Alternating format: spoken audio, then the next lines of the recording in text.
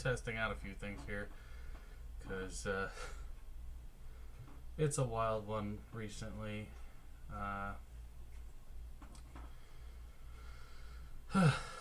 Yeah, like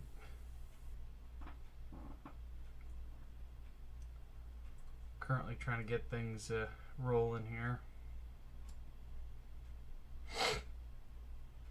Yeah.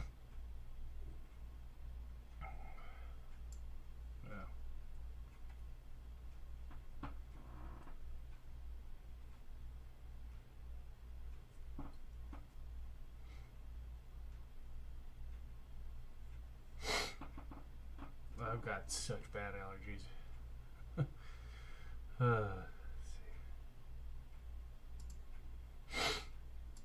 see.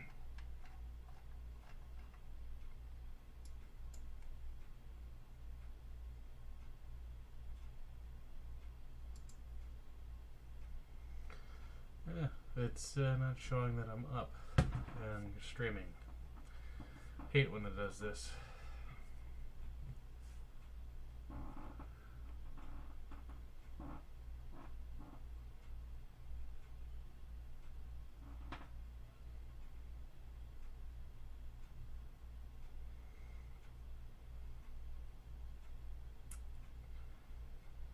There, okay, yeah. Now it shows that somebody's watching.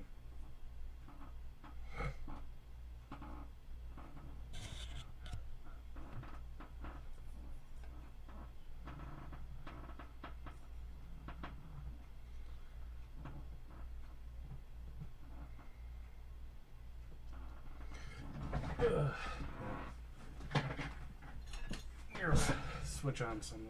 It's pretty sad. I got a ring light in front of me. I've got a lamp here, and I've got the ceiling light there, and I'm still dark.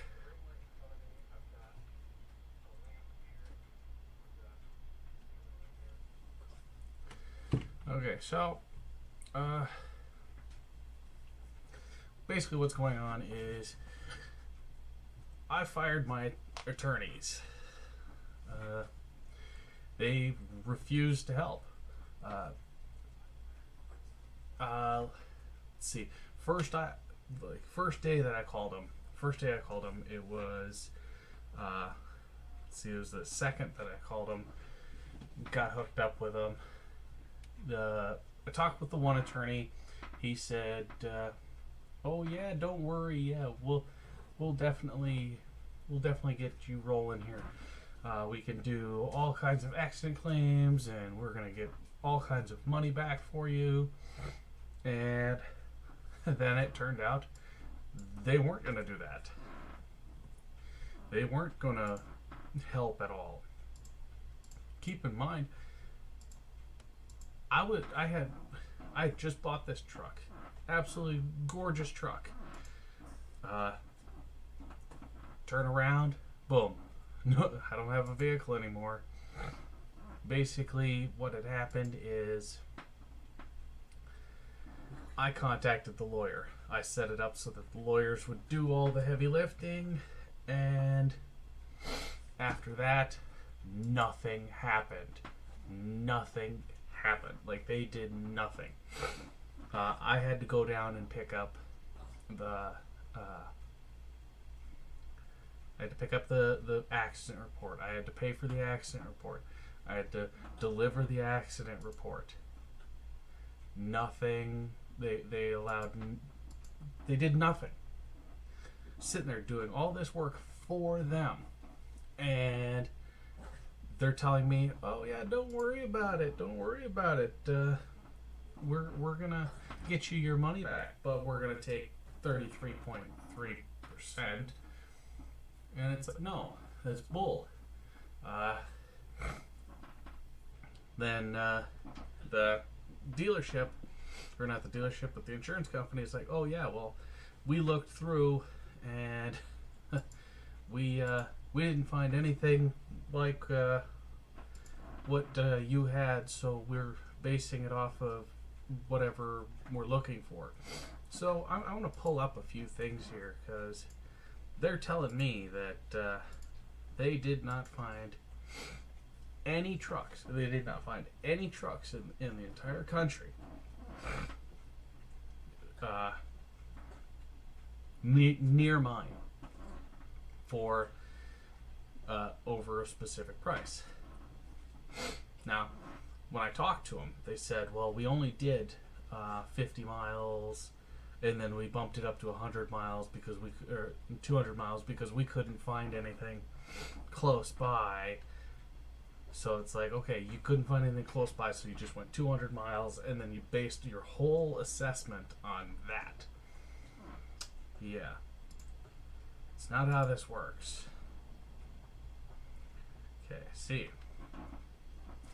Here is where I'm sitting. 2005 F-150 FX4, and then you got the 4x4 Super Crew Contact Dealer. This whole thing right here, these two is all they are basing their prices on. That's all they did. And I told them, no, I'm not taking a huge loss. I'm not taking a hit that bad. The whole part of it is I was hit by their driver who was stoned out of his mind. So badly stoned out of his mind that he didn't know what park he was getting high at. He didn't know. He did not know. He flat out told them, well, we were at Rotary Park, but then we were coming to Humberto's to get some tacos. If you're coming from Humberto's, then you would have been coming from the south. Or if you came from Rotary to go to Humberto's, you would have been coming from the south, which is the direction I was coming from. It's ridiculous. Okay, so here you see the sponsored ads. $9 grand, newly listed. If you look at this, 2005 Ford F-150 XLT, 8-cylinder. This is the exact truck that I had, and that's how many. Those are the miles that I had. 12,990. Super Crew, that one's way up there. That's bullshit. 2005 Lariat, 23,000. FX4, 21. Super Crew. See, now this one, it has close to the miles, but it's the lifted one, so I know that I'm not going to get anywhere near that. Let's see. Then you go great price for this low end model, and this is the price that they're quoting me around this price, and that's a two-door.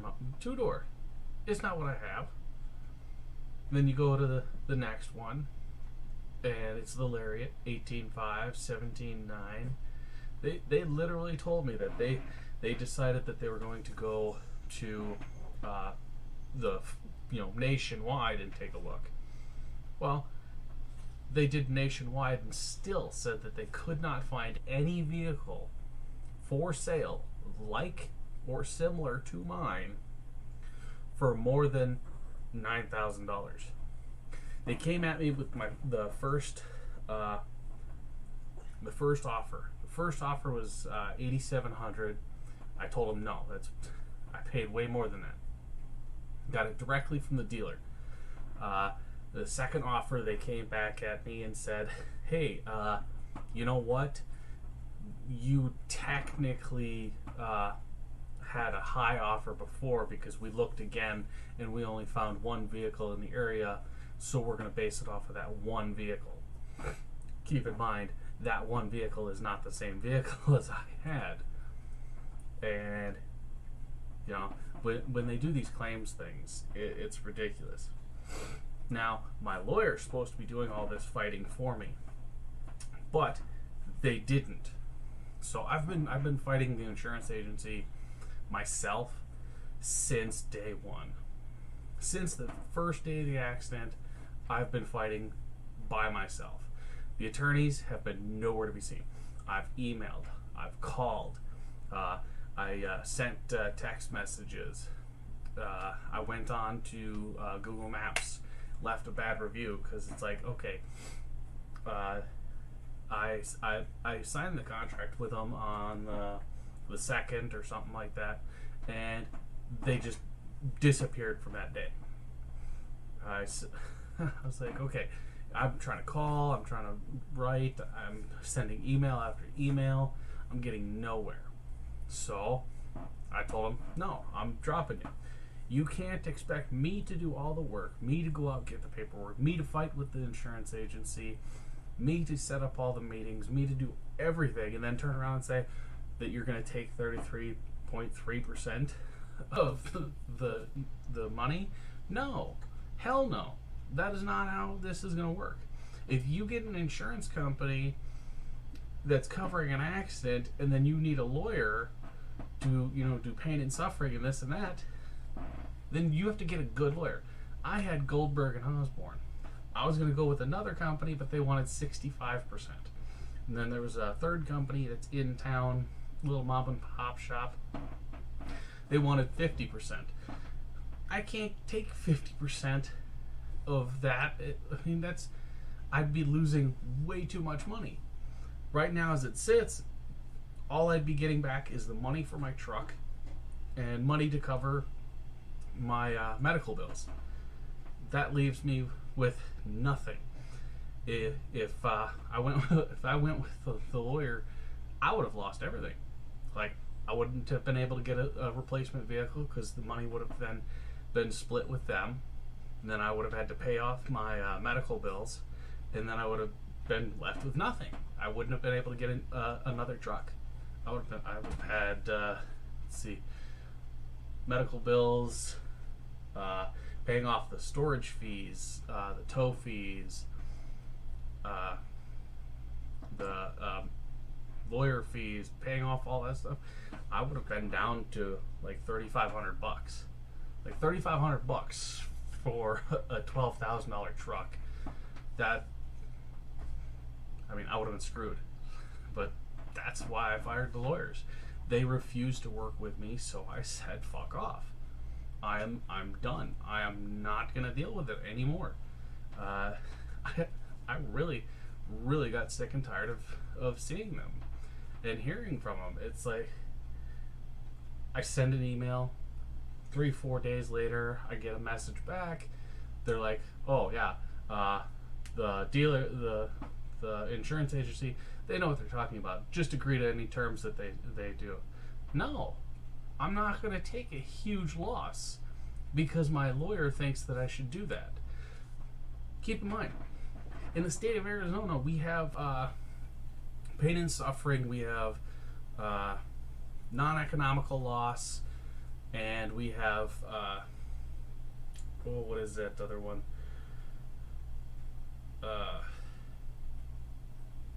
I can't remember what the third one is at the moment, but non-economical loss. Like, I was in an accident, I have no vehicle, therefore I'm spending money on like rental cars, or I haven't been able to go and do something. I haven't been able to do something, so that's covered.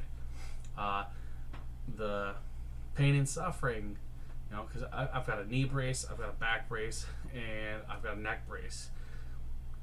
I wake up nightly with like shooting pain up my back or down my leg.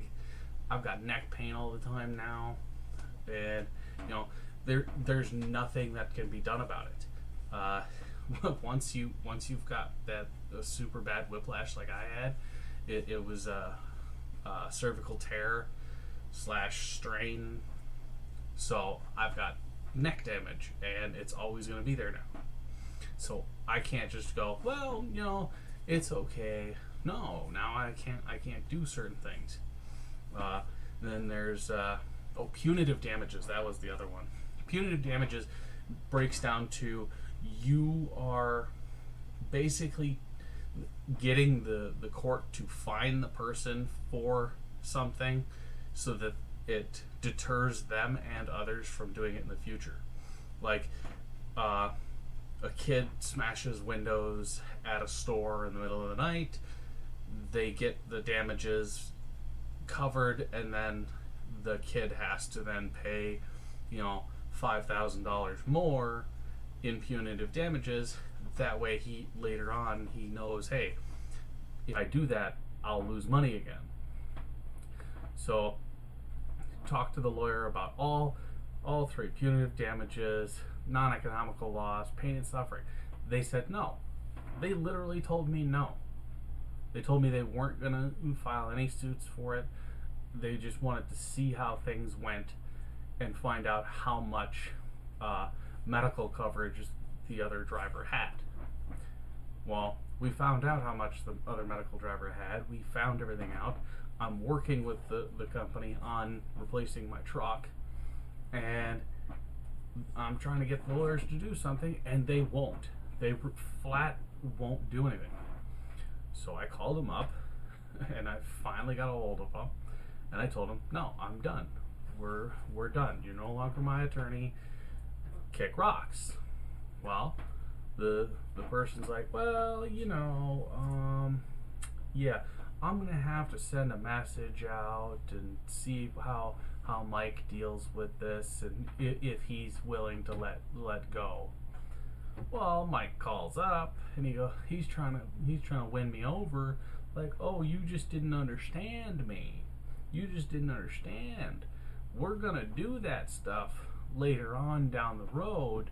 We just want to get your input for this first. It's like, it's already been 41 days since the accident, and they've talked to me like 4 times. That's it, and that's including me firing them. So it's like, I'm just done. He tried to sweet talk me and tell me, oh no, we're gonna totally get you hooked up and lined out here. We're gonna line you out. Just give us some time. Keep in mind, if this goes to court, they want me to pay them $400 an hour. Hell no. But seeing as they haven't done a damn thing, it's all been on me, they can't hold me to anything. So they sent me a letter. They're not going to put a lien on my settlement. They're not going to charge me anything. It's like, yeah, they haven't done anything, so they can't charge me for anything. I did everything myself because literally the lawyers in Tucson, the lady that runs the office is here in Bullhead, and she literally told the insurance company when they called to contact me directly so that I can tell people what's going on. What? Excuse me? That's bullshit. Utter bullshit. And I'm just done. So look at this. I mean, these are the trucks that I had, 14,000, 15,000. This is what my truck is worth. And they're telling me, well, we can give you 8.7, and then they came back with the second offer, which was 6 something. And it's like, yeah, you see all these sponsored ads for lower priced, but that's a 2-door. This is a 4-door with twice as many miles as mine had. And then you got these ones, this is where my vehicle's at. Like, that's close. That's close. That's close. That's close. This is where I'm expecting my money to be around here. And they're telling me, no, you're gonna get half of that. If that. So no. I fired the attorneys. I'm done with them. I'm done with dealing with it. So I'm doing it all on my own again, because technically I've been doing it on my own since day one, and it's just, that's how it is. I tried, like, I sent them email after email. It was like basically 2 to 3 times a day I was sending emails. I'd call 3 times a week, leave messages, and I'd get like 1 call back or an email. It's just bullshit. So I fired them. I'm done. So now anything that I get back, you know, the body injuries, the personal injuries, the vehicle replacement, all of that money goes directly to me. The lawyers have nothing to do with it now. I'm in the clear there. They sent me the letter. It's notarized saying that they're not going to charge me. They're not going to put a lien on it. Which, that was another thing that I found out.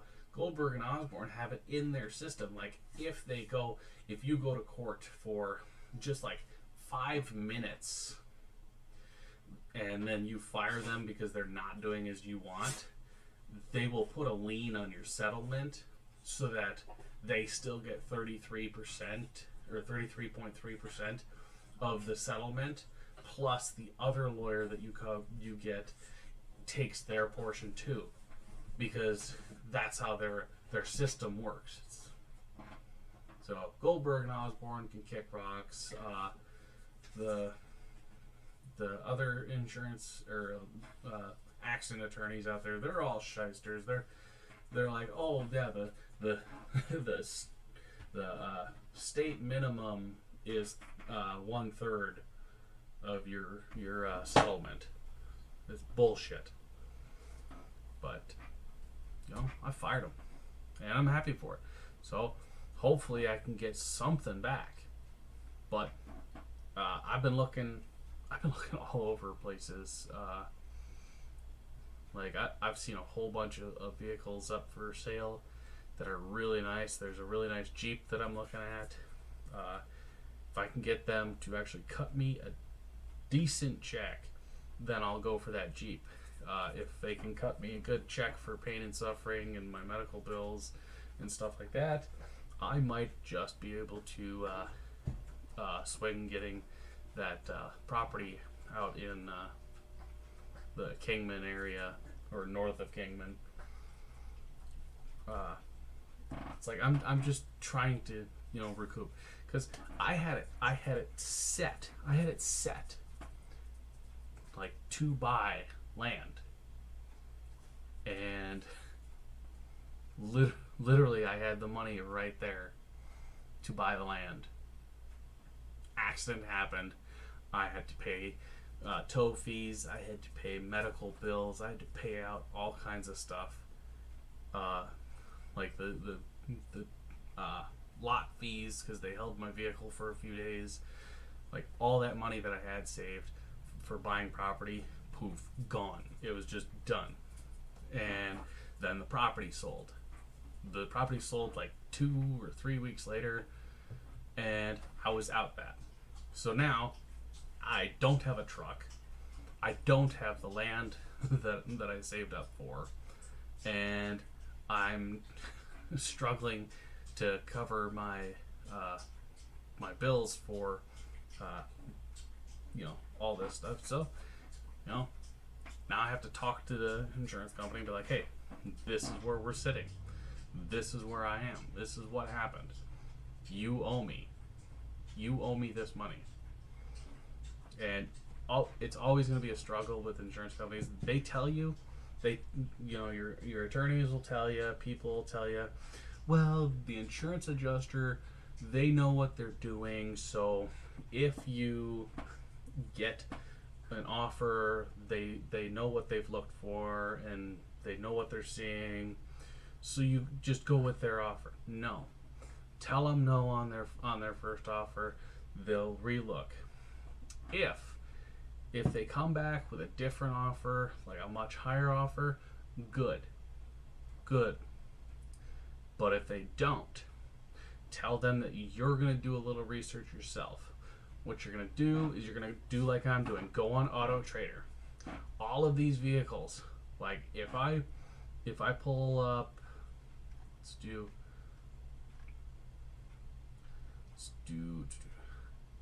this one. If I pull this up, what I'm going to do is I'm going to go up here. God, I hate pop-ups. I'm going to go up here. I'm going to take this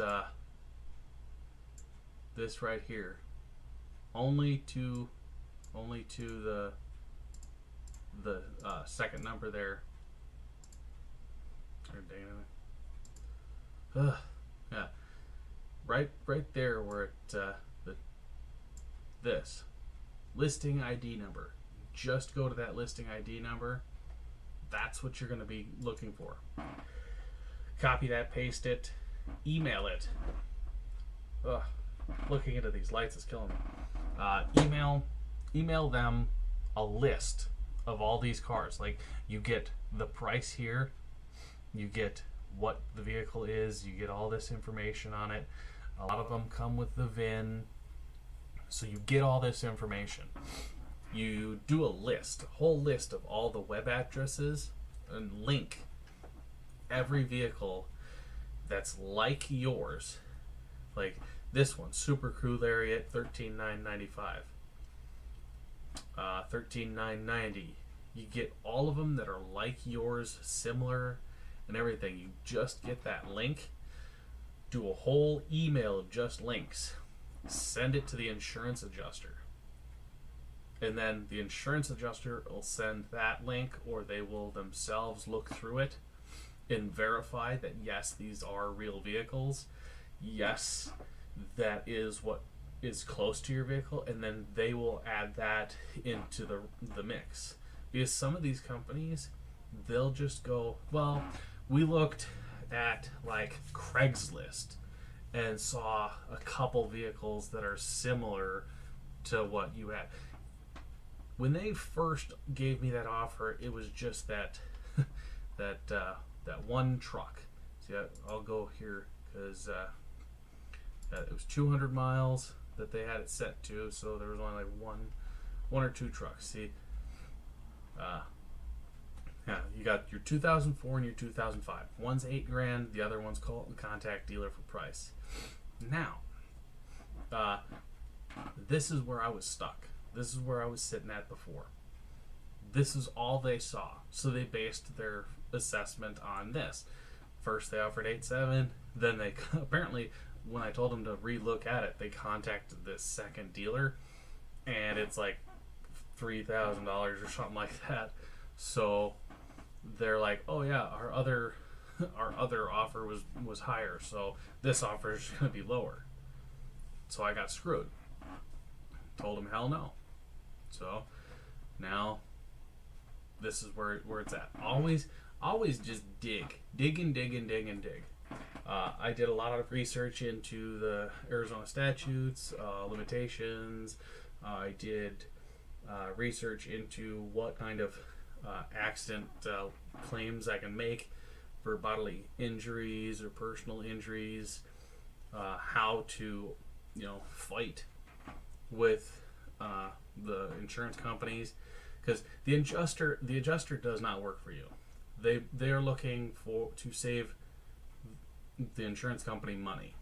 The less they pay you, the more that they save. The more that they save, the bigger their bonus is. Insurance adjusters get a bonus. The amount of okay, they offered me 8.7. It's worth 12.5. They get 21% of the difference. So if the difference is $4,000, then they get 20% of that as a bonus, and that's for every single vehicle that they're praising, accident-wise. So when you're an adjuster, the more vehicles you get through, the more money that you get, but you have to sell them low. That's why they always offer such low money to replace your vehicles. I had a friend, he had it was a fancy, like, decked out Cavalier, just absolutely immaculate. Had racing slicks on the back, the big wide tires. He set it up for all kinds of stuff. Got into an accident, and like they totaled the car. It was worth like, I think it was like $18,000, and they totaled the car, and he was able to get a used PT Cruiser based on what they gave him.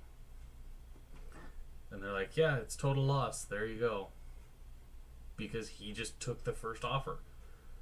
Never take the first offer. Argue, fight. Tell him hell no. Like, this guy calls up and I tell him no. Dude, that's insulting. That's downright insulting. It's like spitting in my face, telling me that you're going to give me like $6,000 for a $12,500 truck. That's the way it is. I'm fighting with it. I'm really digging in, and I'm not going to let up. But now that my attorneys are gone, now that I've fired them, I don't have to worry about it. I can just, lay it flat, just go. So that's where we're at. So